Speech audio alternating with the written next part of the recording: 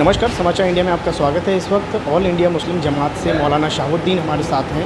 मौलाना शहाबुद्दीन ने आज अपना मुस्लिम एजेंडा पेश किया है और उसके तहत सारी बातें बताएंगे मौलाना कि किस तरह वो अपने प्रदेश में सरकार से गुहार लगा रहे हैं कि मुस्लिमों के प्रति अपना रवैया किस तरह से बदलाव किया जाए और क्या क्या उसमें चेंजेस हों। मौलाना हमारे साथ हैं, उनसे बात करेंगे, जानेंगे कि आखिर मुस्लिम एजेंडे में वो क्या क्या अपनी बातें रखने वाले हैं।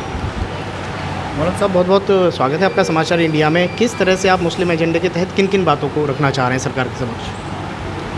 आज आला हज़रत का उर्स का पहला दिन है। उलमाए किराम पूरे हिंदुस्तान से इकट्ठा हुए और इन्होंने भारत में जितने भी मुस्लिम मसाइल हैं उनको पॉइंट आउट किया और तफसील से चर्चा होने के बाद एक मुस्लिम एजेंडा जारी किया गया है। इस मुस्लिम एजेंडे में केंद्र सरकार और राज्य सरकारें और मुस्लिम कौम और साथ साथ में पॉलिटिकल पार्टियों को भी हिदायतें दी गई हैं।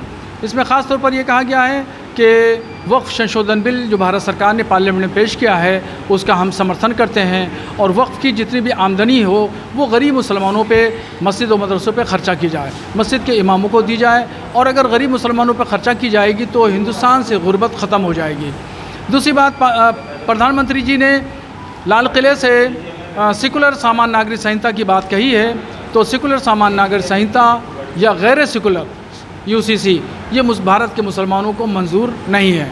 हम इसको शरीयत में मुदाखलत समझते हैं। राज्य सरकारें भी अगर ऐसा कोई अमल करती हैं जिससे मुस्लिम पर्सनल लॉ में या शरीयत में मुदाखलत नज़र आती है तो भारत का मुसलमान उसको कबूल नहीं करेगा। साथ में ही मुस्लिम कौम को ये हिदायतें दी गई हैं कि मुसलमान अपने अंदर जो बीमारियां हैं, बुराइयां आ गई हैं, उन तमाम बीमारियों को, बुराइयों को ख़त्म करें।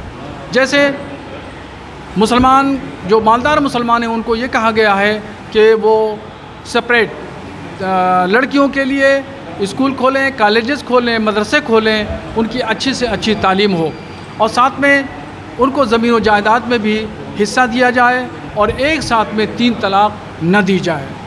और इसके अलावा पॉलिटिकल पार्टियों को ये हिदायतें और नसीहतें दी गई हैं कि ये पॉलिटिकल पार्टियां, चाहे सपा हो, बसपा हो, भाजपा हो, कांग्रेस हो, ये तमाम पॉलिटिकल पार्टियां मुसलमानों को बदवा मजदूर समझती हैं। तो ये गलतफहमी अपने दिमाग से निकाल दें कि मुसलमान इस वक्त बेदार हो चुका है। मुसलमान अपने अच्छाई और भलाई के तमाम पहलुओं को समझता है। उसको उसके विवेक पर, ज़मीर पर छोड़ दिया जाना चाहिए। वो जो चाहे वो अपना फ़ैसला करे, आज़ाद हो। तो इसलिए ये मुस्लिम एजेंडा भारत के मुसलमानों के तमाम मसाइल पे जारी किया गया है और इसमें ख़ास तौर पर उलमा ने ये बात कही है कि पैगंबर इस्लाम बिल लाया जाए ताकि जो पैगंबर इस्लाम सल्लल्लाहु अलैहि वसल्लम की शान में गुस्ताखी करते हैं वो गुस्ताखी न करें। कानून की धाराओं में उनकी गिरफ़्तारियाँ हों। जब गिरफ़्तारियाँ होंगी तो डर और खौफ से कोई भी, पूरे हिंदुस्तान में कोई भी असामाजिक तत्व पैगंबर इस्लाम की शान में तौहीन नहीं करेगा। इसलिए पार्लियामेंट में पैगंबर इस्लाम बिल लाया जाए, विधानसभाओं में पैगंबर इस्लाम बिल पेश किया जाए ताकि इससे जो है वो समानता कायम हो और देश में अमन व अमान और तहफ़्फ़ुज़ कायम हो। और एजेंडे में ये भी कहा गया है कि भारत का मुसलमान देश की एकता और अखंडता और सालमियत के लिए कोई भी कुर्बानी देने के लिए तैयार है।